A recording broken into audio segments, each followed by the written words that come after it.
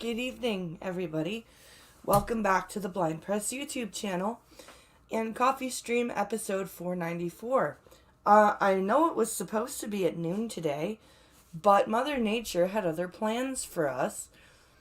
And so the kids had to stay home from school because of the snow. We got about a foot of snow in about 24 hours. So the plows didn't even start plowing until about 4 or 5 o'clock. Um, it was crazy. So I do apologize that we're streaming at night again, and I also apologize that we are starting so late. Um, Pink Hollow was shoveling the driveway and was just checking the mail, and basically, for those of you who have maybe noticed that I've been a little bit off, um, it it my cousin passed away in November. Um, Unfortunately, it was of his own choosing, and I just had to go through some paperwork because I was told that he left me something, and the something came in the mail today. And it just kind of, the arrival of the thing kind of hit me because I'm grateful for what I got, and I'm also, it kind of made it real that he's gone. So I kind of broke down a bit, and I didn't want to go live like that. So I needed to take a few minutes and control myself. um, I'm getting all teary eyed already just talking about it, but um, you know, so to David, wherever you are, I know, like, I'm sorry you had to go, but you were obviously hurting, and I hope you're at peace now, and thank you for what you left me. It means a lot, and you've really helped the family. So even though you were in pain, you helped me one last time on your way out. So thank you, cousin David. Sorry, guys.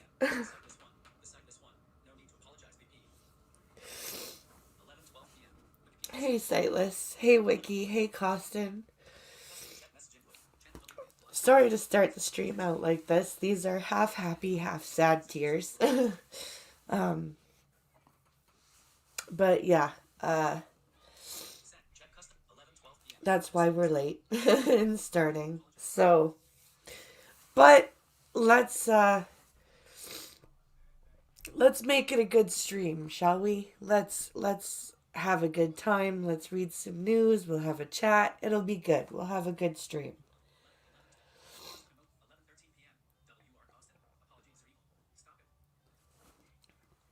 Apologies are evil. Stop it. Okay, Costin. Okay, I will stop apologizing. So, I have actually a couple of really cool sciencey articles today. And I've got um a couple of other things. It's kind of a mixed bag today. We've got um kind of all over the place. We've got, I think I have a political article. I've got two science, well, technically three if you count the volcano story. I don't know if any of you saw over the weekend the volcano in Tonga, the underwater volcano in Tonga over the weekend erupted. Um, like, and it was quite a large eruption. Like, let's say we should be glad that it's an underwater volcano. Because I'm not sure if it was a land bound volcano that we would be having this broadcast right now. Let's just say that. That's how big the freaking eruption was. So we've got a story, kind of follow up story on that. We've got, let's see, what else do I have? We have, oh, here's the first story we're gonna talk about, because I read a story last week about a 61% rent increase that happened to a couple in New Brunswick. So we're now gonna look at a story about landlords charging application fees in Quebec. Now, in Ontario, it's actually illegal for a landlord to make you pay an application fee. Filling out an application is supposed to be free in Ontario. You're supposed to, the only money that's supposed to exchange hands is the deposit, and if you're accepted, the first and last month's rent. That's it.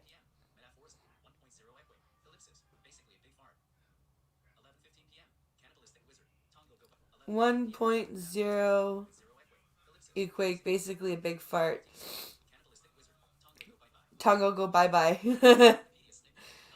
I actually was watching a newscast like from an Australian news outlet, and some of the video footage that it had included in that broadcast, you could actually hear the volcano going off.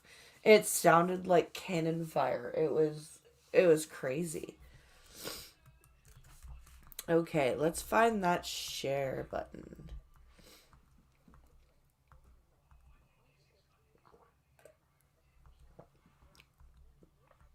Okay, share button.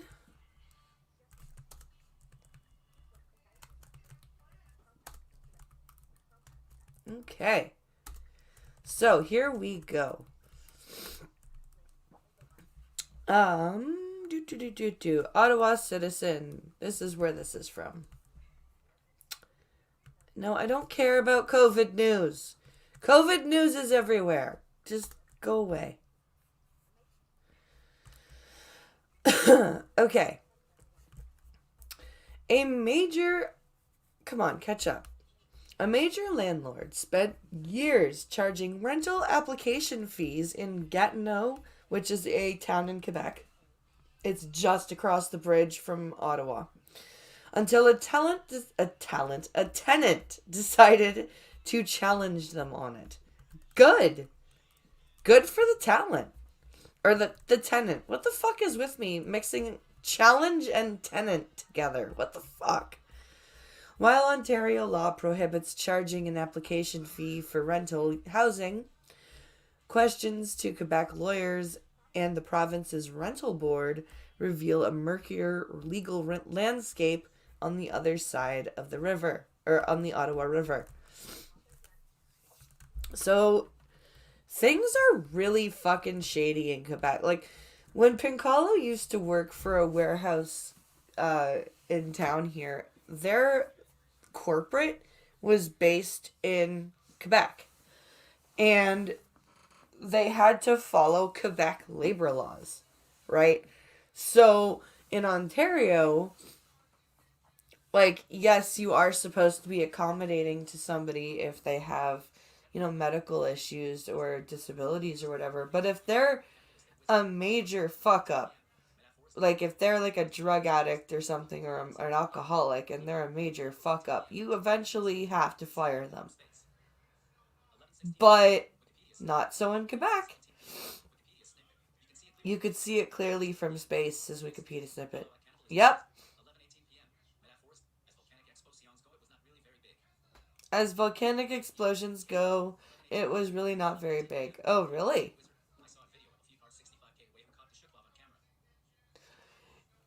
People in Alaska were could hear the boom, and the tsunami warnings went from like from Fiji to Samoa to BC to Alaska to Chile to Ecuador.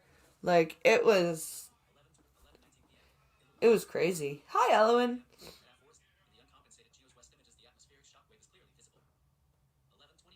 Let's see. So, one of the greatest concern. Why did I do that? That was annoying.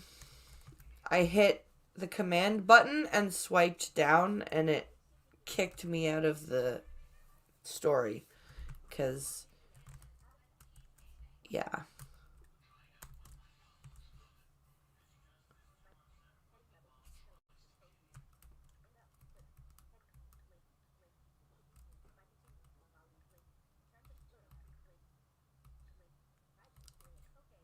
Okay, yes, I don't care.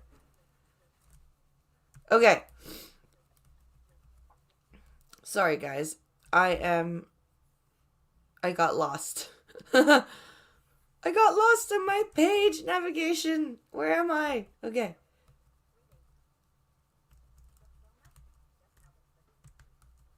I'm sorry, guys. I fail. Hold on. I'm way at the bottom here. Oh my god. Okay. Wow. Post Media Network. I guess the Ottawa Citizen is part of the Post Media Network.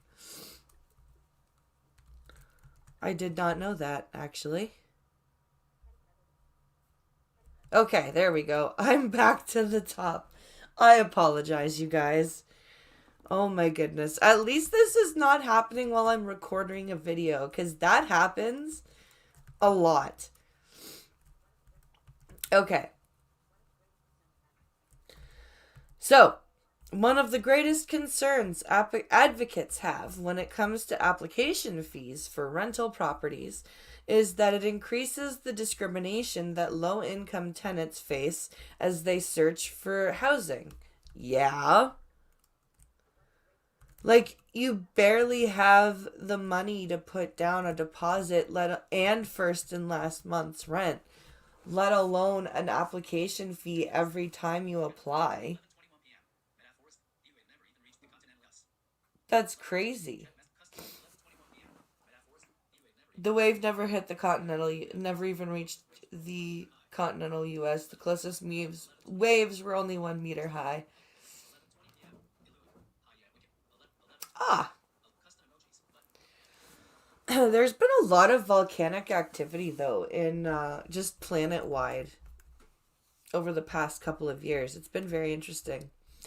The building was in a good area, the rent was affordable, and when you think you're going to land the apartment, it's the kind of opportunity you jump at, even when there's a catch. Uh oh. There's always a catch.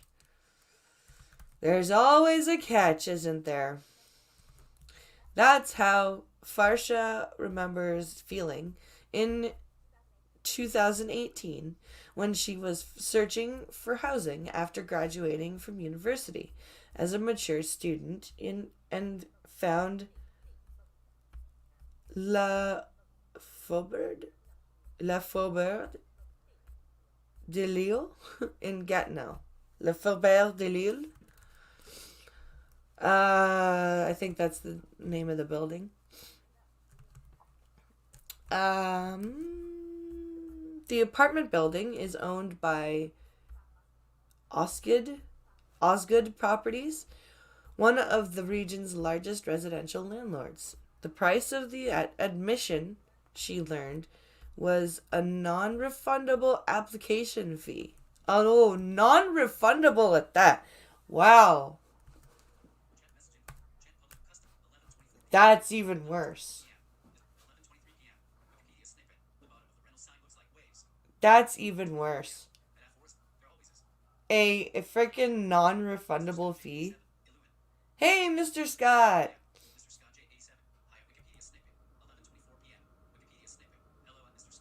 Welcome to the show, Mr. Scott.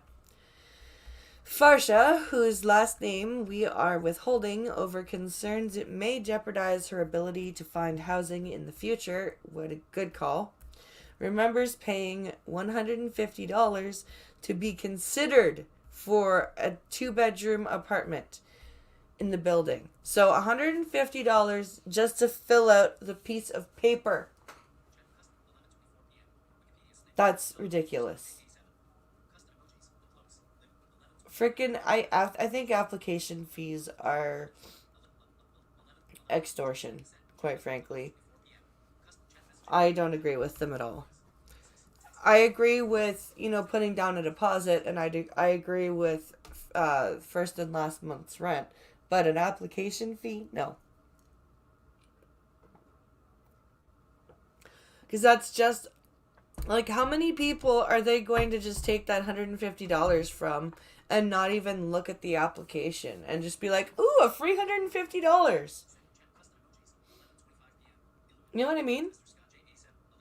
Like, some corporate landlords are shady as fuck. In a way, or quote, in a way, they're not giving you a choice because you really want an apartment. Not just want, you need an apartment. You need a place to live. You really want an apartment, she said when asked why she proceeded rather than walking away and finding another rental. Well, because not many rentals, like, I have family that live in Gatineau. I know the rental prices in Gatineau. They're not cheap. They're not, it's something that's, something that's going all over Canada. Is finding good rental prices is almost impossible. So when you do, and then you get something like this application fee, you feel like you don't, like she said, like you don't have a choice, because if you walk away, are you going to find another rental unit that has that affordable rent? Like, it sucks. It's very frustrating. Let's see here.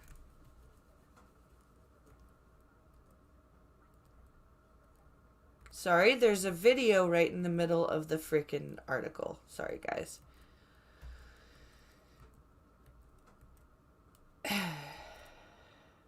Okay. The apartment building is owned by... Why is it saying that again? It just put me... Okay, that was annoying. Sorry, guys.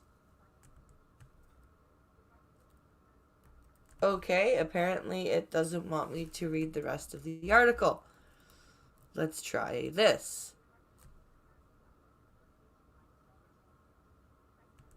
Yeah. It's not... Okay, so anyway, application fees are wrong in my opinion.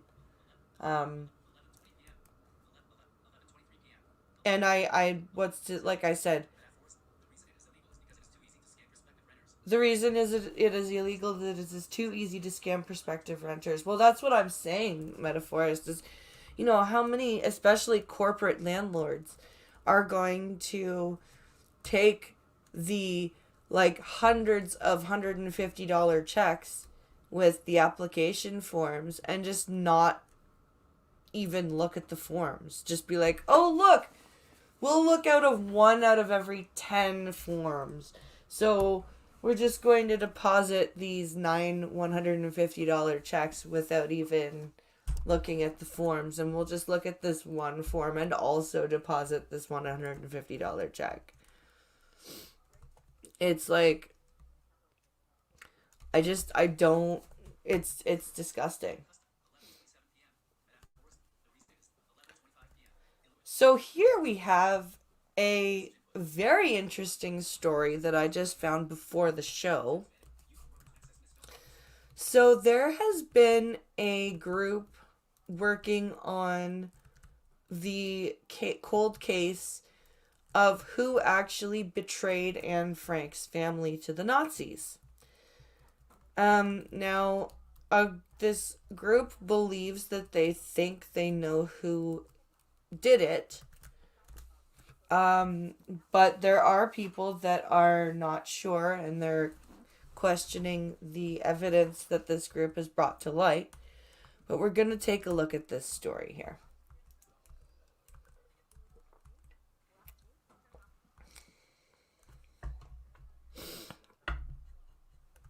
Okay. Share screen.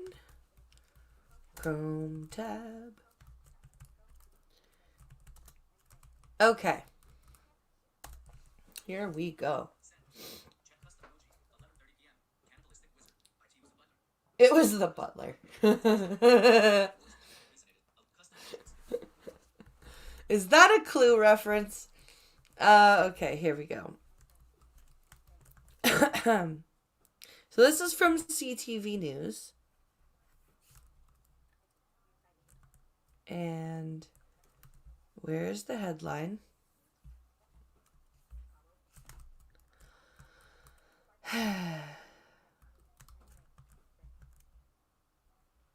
Sorry, guys. I'm just trying to find my headline here.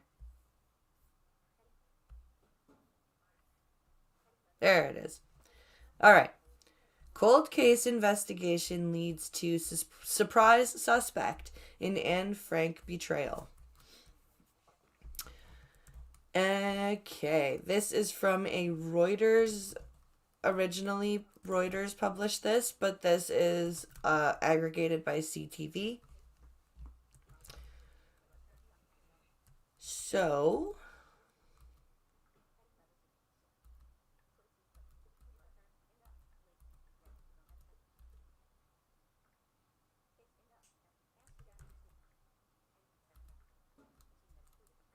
all right, here we go. A team that included retired U.S. FBI agent Vincent Paincoke and around 20 historians, criminologists, and data specialists identified a relatively unknown figure, Jewish notary Arnold van den Berg, as a leading suspect in revealing the hideout. Okay.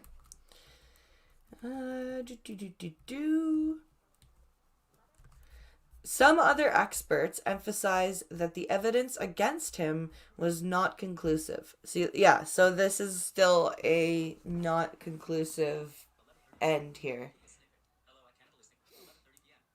Let's see. Investigating team member Peter Van Twisk,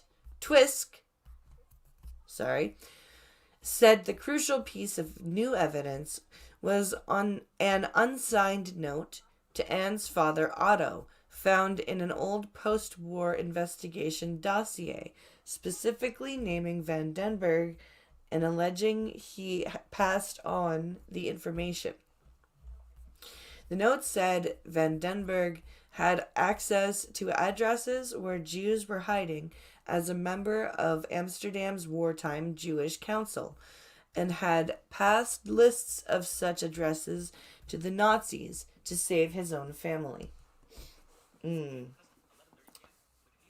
That's a tough, like, you know what I mean? Like, when you're in that situation, like, that is not an enviable position at all. Like, either you tell us where all of these other families are, or we take out your family. You know what I mean? That's hard. That's really hard. Like, having never been in that situation, I cannot even pretend to imagine the feelings that this guy must have had. I'm not even gonna pretend. Twisk said only 4 out of initial 32 names remained following the research, with Van den Berg the lead suspect. Investigators, apologies, confirmed that out of that Otto, the only member of the family to survive the war, was aware of the note, but chose never to speak of it publicly. Van Twisk's speculation that Frank's or Van Twisk speculates that Frank's reasons to remain silent about the allegations were likely that he could not be sure it was true, that he would not want information to become public that could feed further anti Semitism, and that he would not want Van den Berg's 3 daughters to be blamed for something their father might have done.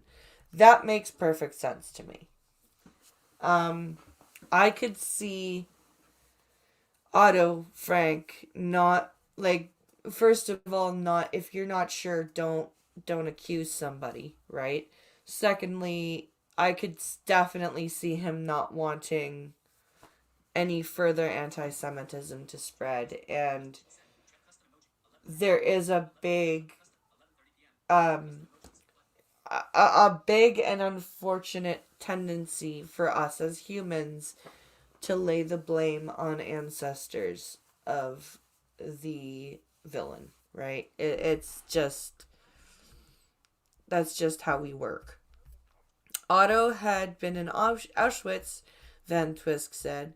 He knew that people in difficult situations sometimes do things that cannot be morally justified. Yeah, exactly. You can't, you cannot gauge what happened and what was done by Jews to other Jews with the same moral compass you would use in normal times. You just can't. While other members of the Jewish Council were deported in 1943, Van den Berg was able to remain in the Netherlands. He died in 1950. Historian Eric Summers of the Dutch NIAID Institute for War, Holocaust, and Genocide Studies praised the extensive investigation but was skeptical of its conclusion. That's fair. That's fair. He questioned the centrality of the anonymous note in the arguments for Van den Berg's responsibility, and said the team made assumptions about wartime Amsterdam Jewish institutions that are not supported by other historical research. Okay, so, like, what he's saying is that the investigation was good, but they drew the wrong conclusions. According to Summers, there are many possible reasons Van den Berg was never deported, as, quote, he was a very influential man. Leap Geese, one of the family's helpers, kept Anne's diary safe until Otto returned and first published it in 1947. It has since been translated into 60 languages and captured the imagination of millions of readers worldwide. The Anne Frank House Foundation was not involved in the cold case investigation, but shared information from its archives to assist. Okay. Director Ronald Leopold said the research had, quote, generated important new information and a fascinating hypothesis that merits further research. So that's interesting. Using modern research techniques, a master database was compiled with lists of Dutch collaborators, informants, historic documents, police records, and prior research to uncover new leads. So that's, like, it's very important that we understand what happened, not to pass blame on anybody, but to just understand what happened and to make sure it never, ever, ever happens again. You know what I mean? We can't let this happen again. Whether it be based on race or ethnicity or religion, like the Holocaust was, whether it be based on whether somebody is vaccinated or not, like it seems to be right now. We can't do this again. We just can't.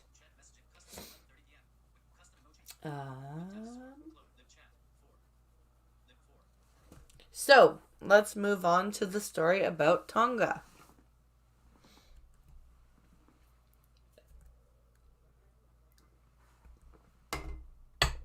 All right. Let's get this shared.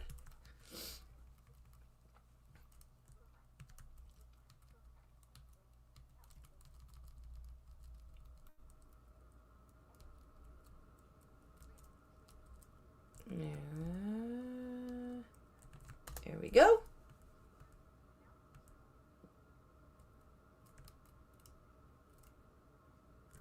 Sorry, guys. Just trying to get this shared here.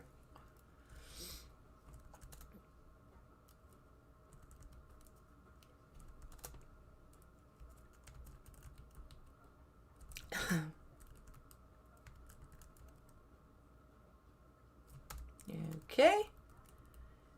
Here we go. This is published by the CBC. Where is my headline? All right. Significant damage keeping much needed aid from reaching Tonga. So, this was published, as I said, on the CBC. Subheading says, plans underway to evacuate people from outer islands, hardest hit by volcanic eruption. Posted January 17th. And this is the Planet Sky satellite image of the eruption. Significant damage was reported along the western coast of Tonga's main island and outer islands on Tuesday, following a massive volcanic eruption and tsunami. But a close airport and downed communications are hampering international relief efforts. So yeah, the airport is definitely closed. I'm not surprised. The New Zealand High Commission reported the damage along the western coast of the main island of Tonga Topnu, where there are many vacation resorts, and the waterfront of the capital. I have no idea how to pronounce that.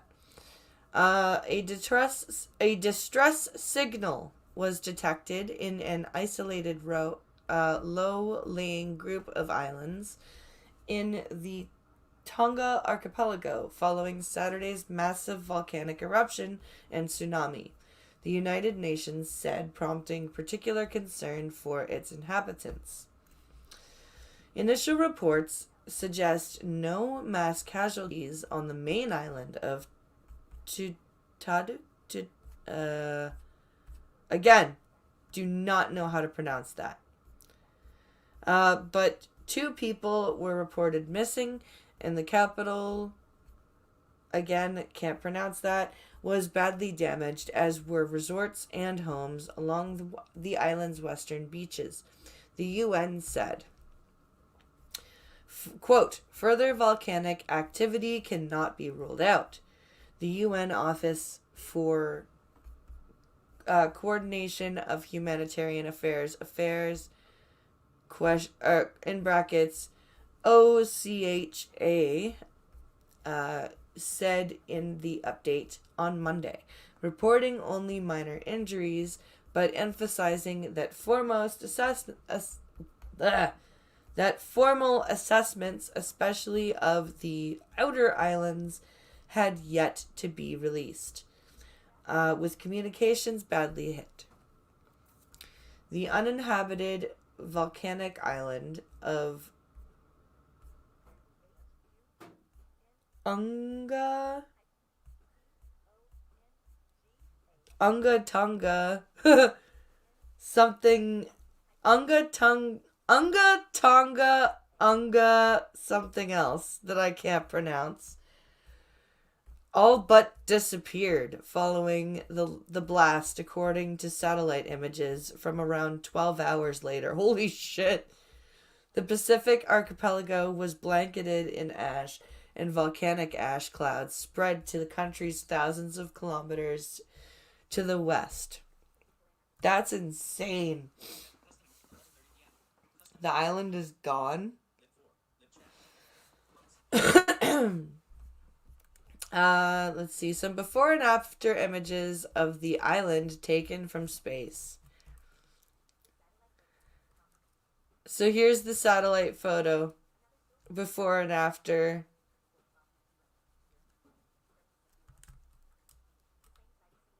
Yeah, there's like before and after photos here. The Hadafu Beach Resort on the Hehifa Peninsula, 21 kilometers west of the capital, was, quote, completely wiped out. Oh my God, wiped out. The owners said on Facebook. Oh, wow. Australia's Minister for the Pacific,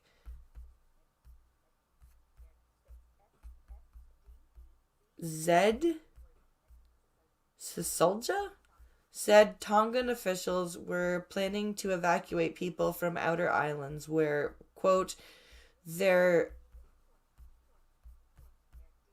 doing it very tough. They're doing it very tough. We understand, with many houses being destroyed or in the tsunami. The OCHA said there had been no contact from the Papaya group of islands, and there was, quote, particular concern about two small low-lying islands in Fanoi and Mango, where an active distress beacon had been detected.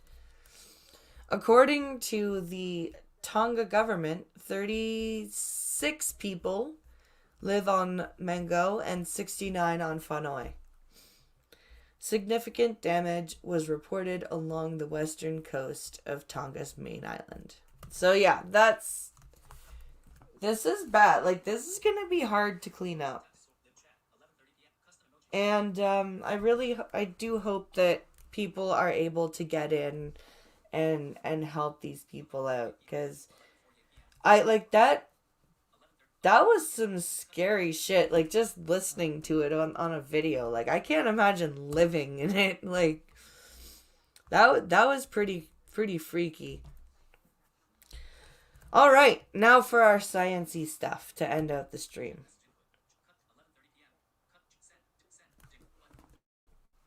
Two sciencey stuff. One about an asteroid, and one about bionic eyes. So let's do the asteroid.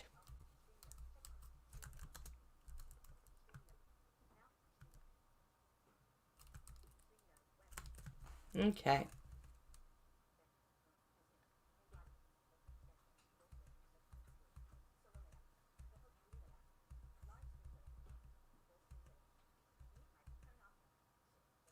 Okay. Share we go. Did I just say share we go? Oh my God, I'm out of it. I'm completely messed up right now because of what happened before the stream. I am all fucked up. Okay. Where are we here?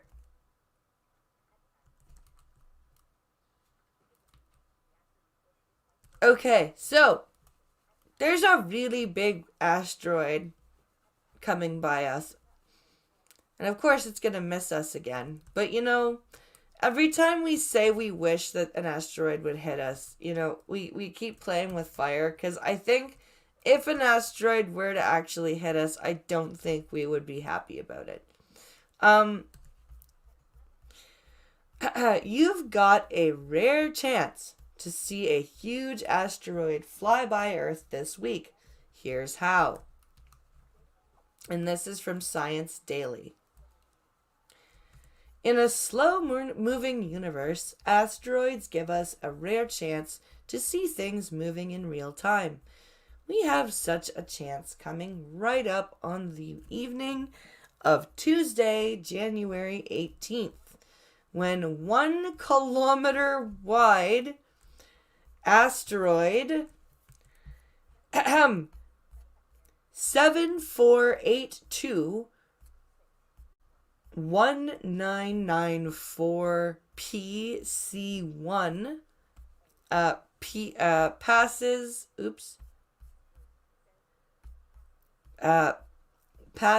by 1.23 million miles or 1.98 million kilometers from Earth. So not too bad. This is about 5 times the distance from Earth to the moon, and just a shade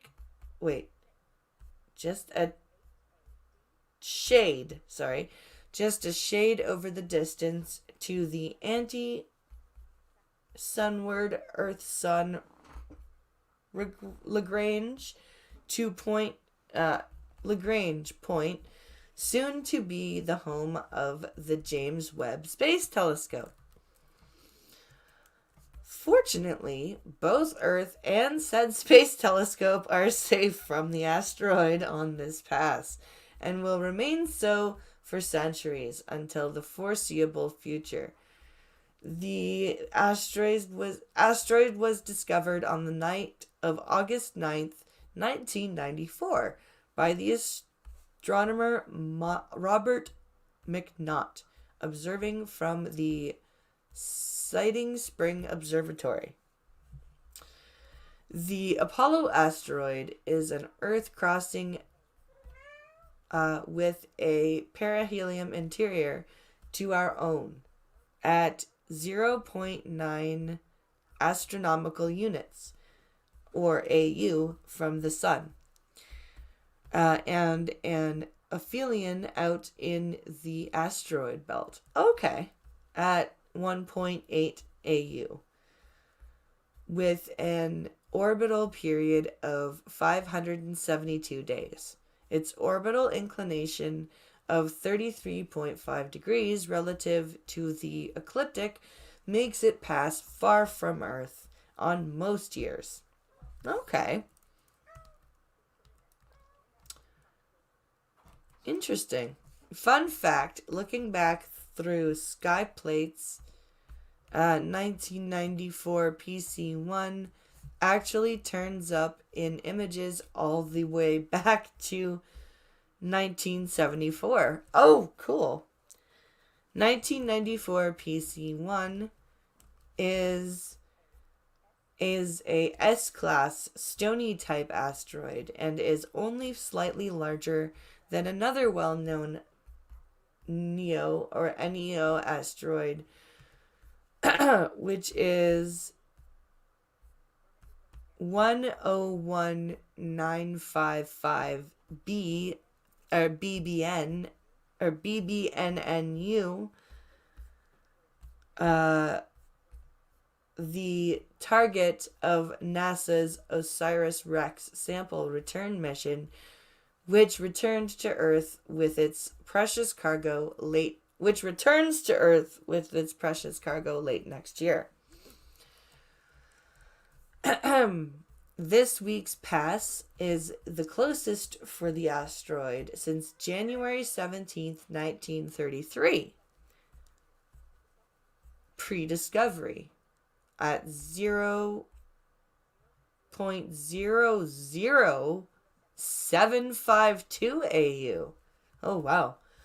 And the closest for the next 2 centuries. Although the pass on January 18th, 2105 is nearly as close at 0.01556 AU. The orbit of asteroid 1994 PC1. Oh, sorry, that's the image. So yeah, that's the cool. That's the asteroid.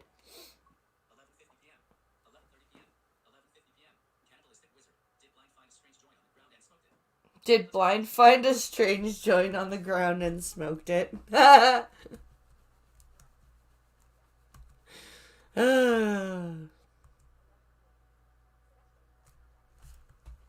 That's actually kind of funny.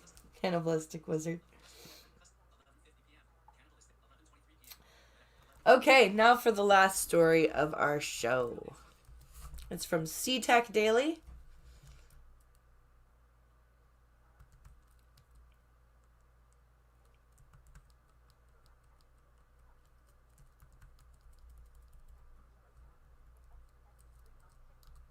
And there we go. Let's get to that share button.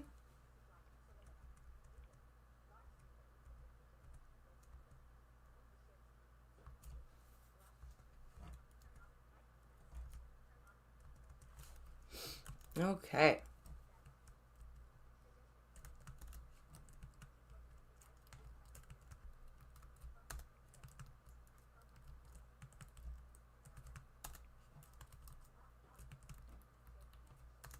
There we go. Okay. So, as I said, this is from SeaTech Daily, and it was a story I found last night. Where are we here?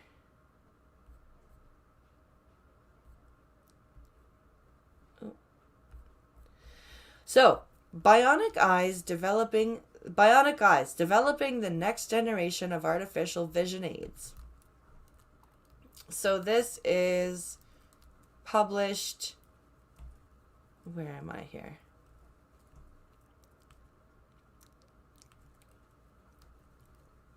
So by Northumbria University. Professor Richard Fu has developed a new technology solution that will provide low-power systems for use in bionic eyes. Working with academics from the Harbin Institute of Technology in China. So let's see here.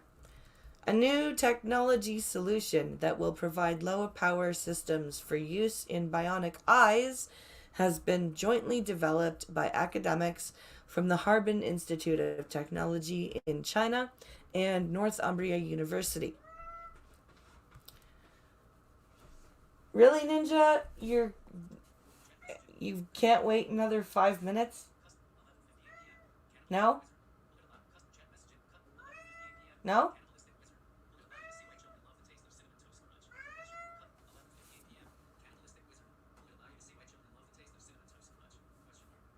Dude, I already love the taste of Cinnamon Toast Crunch. Working in partnership with a research group led by Professor Pin Hu from the Harbin Institute, Northumbria. Professor Richard Fu describes their newly developed method for controlling the artificial synaptic devices used in bionic retinas, robots, and visual prostheses as a, quote, significant breakthrough. What?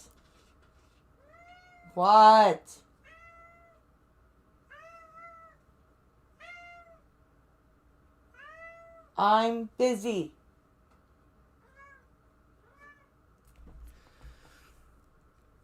The team discovered that injecting elements of the soft metal indium into a two-dimensional...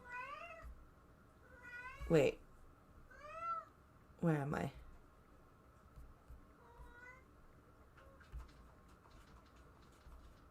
Sorry. The team discovered that injecting an element or elements of the soft metal indium into a two-dimensional 2D material called molybdenum bisulfide, or MOS2, could improve electrical conductivity and reduce power consumption of the optical synapses used in the development of bionic eyes. All right, fine.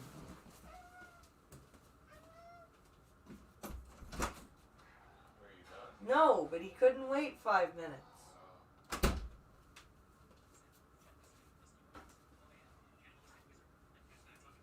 Yeah, Ninja always backtalks me and Pink Hollow.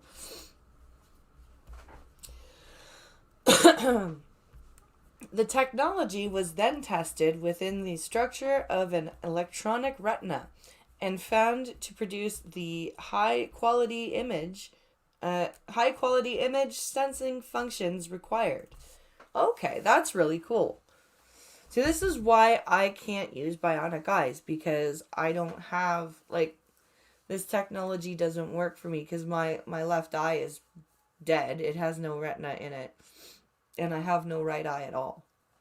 So basically they would have to basically make me an entire bionic prosthetic eye, like with a retina, an eye, and connect it to my optic nerves. That's why, like, I don't think giving me vision is going to happen in my lifetime. Like, people like me, vision is going to happen in my lifetime. I don't think that they're going to focus on the people that still have their eyes, and and they should, right? Fix that shit first.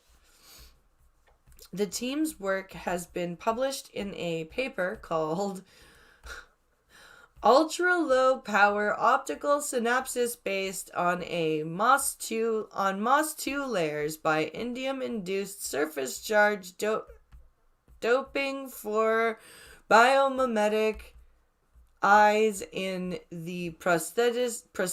Okay. The actual title of this is... Let's get to the actual title. Let me read this again.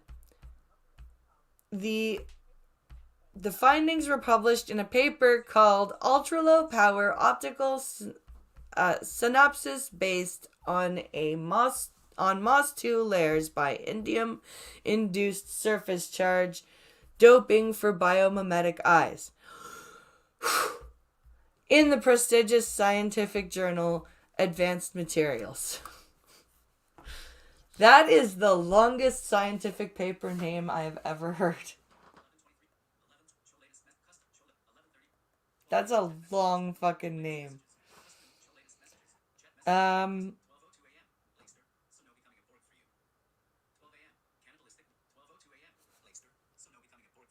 So no becoming a Borg for me. No, thank you.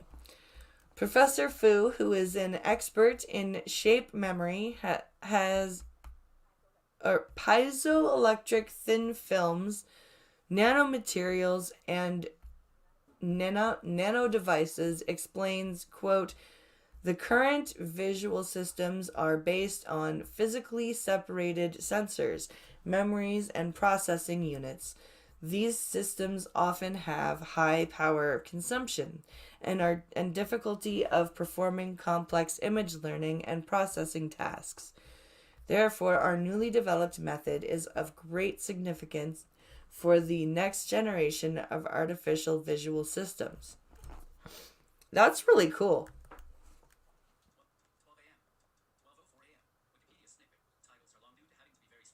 Titles are long due to having to be very specific. Oh, I get that. It's just super, like, that's the longest paper title I've ever seen. Funding for the research has been supported through a UK-China Royal Society International Exchange grant and the National Science Funding Council of China. Bionic eye implants work inside the existing eye structures or in the brain. They are designed to achieve functional vision goals as opposed to physical cosmetic ones. Several bionic eye implants are in development, but currently very few are available and are suitable only for blindness caused by specific eye diseases. However, as research continues, more and more people may soon benefit from high-tech bionic eyes. Yeah, it's very specific. Like, I will not be able to use bionic eyes, for example. It's not possible. But that is still a very cool article, and very, very cool that they're figuring out ways to cut the power usage, because that had to be a big problem. The power consumption of the bionic technology and keeping it working and getting actual quality visuals to the user.